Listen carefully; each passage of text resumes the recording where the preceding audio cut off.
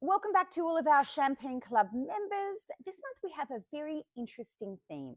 We're looking at opposites attract, and I'm specifically talking about the Chardonnay grape varietal, which is grown in vineyard sites, in terroir sites that are classically the king of Pinot Noir. So we've got two sites that we're looking at. We're looking at Bouzy. Bouzy is in the Montagne de Reims in the Champagne area, which is traditionally Pinot Noir led. It is a beautiful village for Pinot Noir. However, we've got 100% Chardonnay Blanc de Blanc coming from the town of Bouzy. We're also looking at another Blanc de Blanc from a house that is classically a Pinot Noir dominant producer, and that house is in the Orbe, in the Côte de Bar, again, Pinot country. Now, let's break it down for a minute. We've got two grape varietals that are classically produced in Champagne, Chardonnay, which we have 100% both Blanc de Blancs, and Pinot Noir. Pinot Noir and Chardonnay are often grown side by side. They're often planted in the same regions. You see it in Burgundy, you see it in Champagne, you see it in Australia, you see it in Tasmania. However, they're very different in the way that they grow and in their viticultural practices. Pinot Noir is a bit more of a diva. So the clusters are tighter, it's got a thinner skin, it's more susceptible to rot, to illness, to disease. It's definitely more difficult to grow. So it's very site specific on where you want to plant Pinot Noir, and we're protecting it. Chardonnay, she's the chameleon of the vineyard. For me, she's the feminine being of the vineyard. She's a little easier to grow, but she's most definitely a chameleon. So where she's putting her feet is, and in Champagne, it's classically or traditionally chalk, although there are sub-terroirs and differences, such as in this house. But Chardonnay takes on the environment with where she's grown, and she's a little bit more forgiving on the terroir. So we're looking at two Chardonnay parcels coming from Pinot country. Now, first house, coming out to all of our lovers, this is an awesome Champagne. I think this house is massively underrated. They are an RM, so they're a récoltant manipulant. They're doing everything on their own vineyard site. They're growing their own grapes. They're picking, they're pressing, they're harvesting, they're producing their wines. They're a minimum of 3 years of aging up to 8 years of aging. The Champagne that I've chosen for you, which is awesome, is the 2016 Blanc de Blanc. 2016 vintage was slightly chaotic here, but in the end, a good harvest. There was hail, there was frost, there was heat wave, there was so much going on in the vineyards. It was challenging.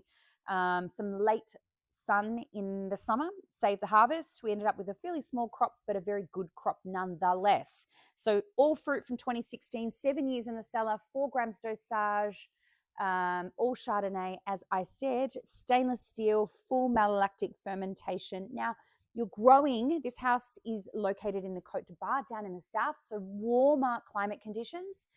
What you're going to see in a Blanc de Blanc from the south or from this particular region is more ripeness, more generosity. You've got white fruit, you've got acacia, you've got jasmine, you've got white peach, you've got some minerality on the finish and a lovely acid lime because it was quite cool during the harvest.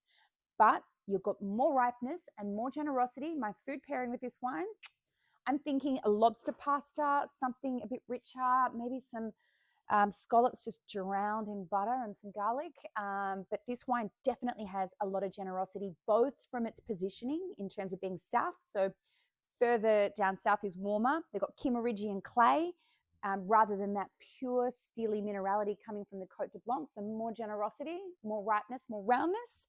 And for our connoisseurs, another knockout Champagne. I love this month's club. I think it's awesome.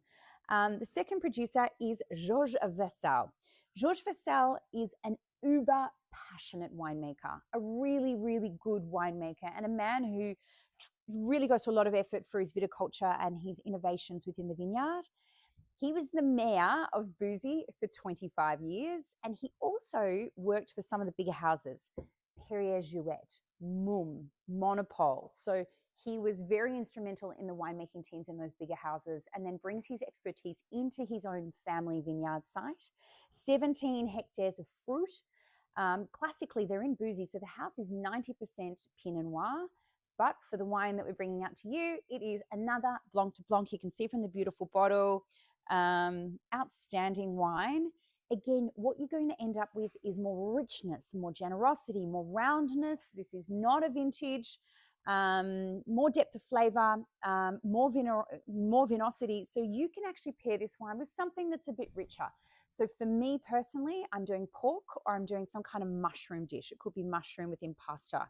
So 2 wines coming from regions that are classically Pinot territory. Chardonnay showing you just how goddamn versatile she can be. But 2 exceptional champagnes, Flatu coming to all of our club members, and Georges Vassal, Blanc de Blanc, coming to all of our connoisseurs. I hope you enjoy the wines for this month. I certainly did.